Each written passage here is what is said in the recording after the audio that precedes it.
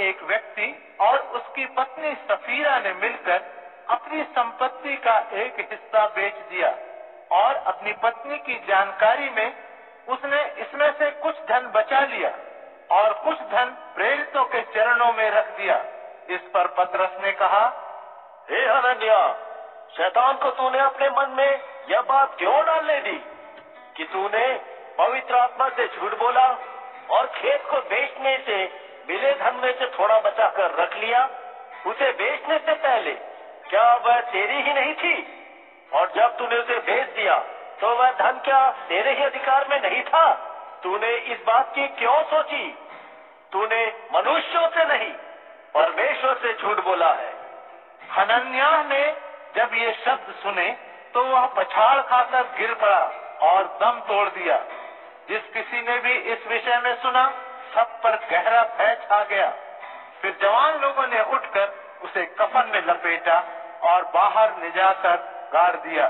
कोई 3 घंटे बाद जो कुछ घटा था उससे अनजान उसकी पत्नी भीतर आई। पतरस ने उससे कहा, बता, तूने तेरे खेत क्या इतने में ही बेचे थे?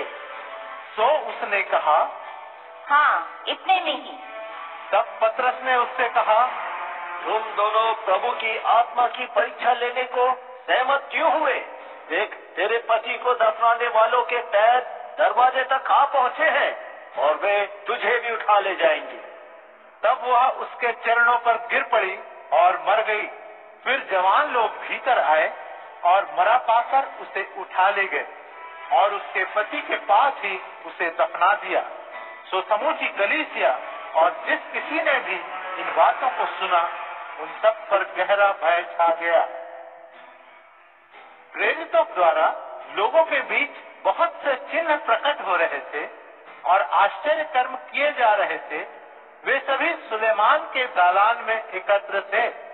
उनमें सम्मिलित होने का साहस कोई नहीं करता था, पर लोग उनकी प्रशंसा अवश्य करते थे। उधर प्रभु पर विश्वास करने वाले स्त्री और पुरुष अधिक से अधिक बढ़ते जा रहे थे।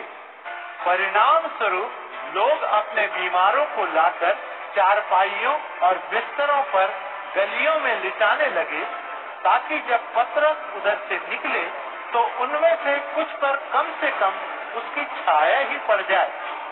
यरूशलेम के आसपास के नगरों से अपने बीमारों और दुष्टात्माओं से पीड़ित लोगों को लेकर झुंड के झुंड लोग आने लगे और वे सभी अच्छे हो जाया करते थे। फिर महायाजक और उसके साथी यानी सदूकियों का दल उनके विरोध में खड़े हो गए। वे ईर्ष्या से भरे हुए थे, सो उन्होंने प्रेरितों को बंदी बना लिया और उन्हें सार्वजनिक बंदी गृह में डाल दिया। किंतु रात के समय प्रभु के एक स्वर्गदूत ने बंदी गृह के द्वार खोल दिए। उसने उन्हें बाहर ले जाकर कहा, जाओ, मंदिर में खड़े हो जाओ और इस नए जीवन के विषय में लोगों को सब कुछ बताओ। जब उन्होंने यह सुना तो भोर के तड़के वे मंदिर में प्रवेश कर गए और उपदेश देने लगे। फिर जब महायाजक और उसके साथी वहां पहुंचे तो उन्होंने यहूदी संघ तथा इजराइल के बुजुर्गों की पूरी सभा बुलाई। फिर उन्होंने बंदीगृह से प्रेरितों को बुलावा भेजा, किंतु जब अधिकारी बंदीगृह में पहुंचे तो वहां उन्हें प्रेरित नहीं मिले। उन्होंने लौटकर इसकी सूचना दी और कहा, हमें बंदीगृह की सुरक्षा के ताले लगे हुए और द्वारों पर सुरक्षा कर्मी खड़े मिले थे, किंतु जब हमने द्वार खोले तो हमें भीतर कोई नहीं मिला। मंदिर के रखवालों के मुखिया ने और महायाजकों ने जब ये शब्द सुने तो वे उनके बारे में चक्कर में पड़ गए और सोचने लगे, अब क्या होगा।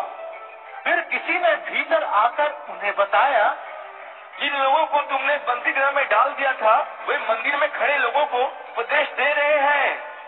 तो मंदिर के सुरक्षा कर्मियों का मुखिया अपने अधिकारियों के साथ वहां गया और प्रेरितों को बिना बल प्रयोग किए वापस ले आया, क्योंकि उन्हें डर था कि कहीं लोग उन्हें मंदिर के सुरक्षा कर्मियों को पत्थर न मारे।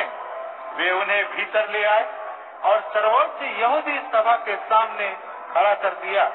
फिर महायाजक ने उनसे पूछते हुए कहा, हमने इस्लाम से उपदेश न देने के लिए तुम्हें कठोर आदेश दिया था और तुमने फिर भी समूचे यरूशलेम को अपने उपदेशों से भर दिया है और तुम इस व्यक्ति की मृत्यु का अपराध हम पर लादना चाहते हो।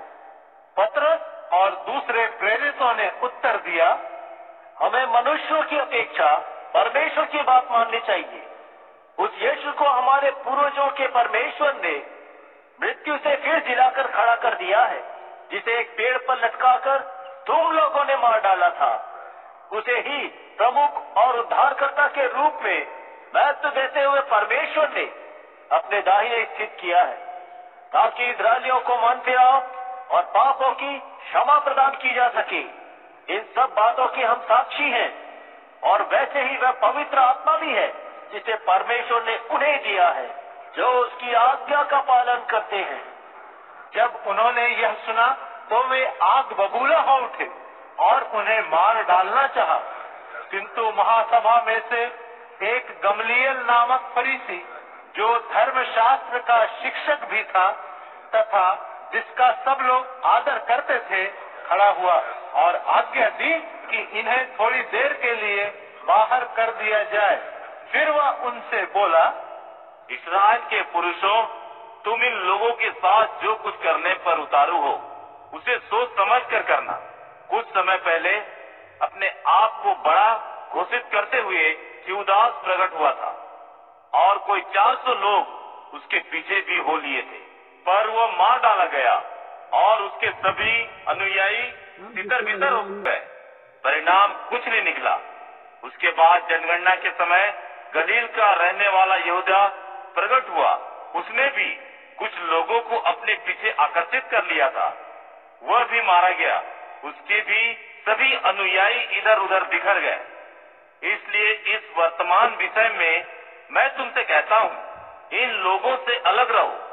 इन्हें ऐसे अकेले छोड़ दो, क्योंकि इनकी यह योजना या यह काम मनुष्य की ओर से है तो स्वयं समाप्त हो जाएगा, किंतु यदि यह परमेश्वर की ओर से है तो तुम उन्हें रोक नहीं पाओगे और तब हो सकता है तुम अपने आप को ही परमेश्वर के विरोध में लड़ते पाओ।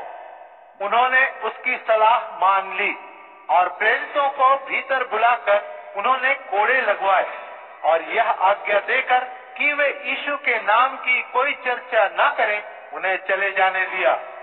सो वे प्रेरित इस बात का आनंद मनाते हुए कि उन्हें उसके नाम के लिए अपमान सहने योग्य गिना गया है, यहूदी महासभा से चले गए। फिर मंदिर और घर घर में हर दिन इस सुसमाचार का कि यीशु मसीह है उपदेश देना और प्रचार करना उन्होंने कभी नहीं छोड़ा।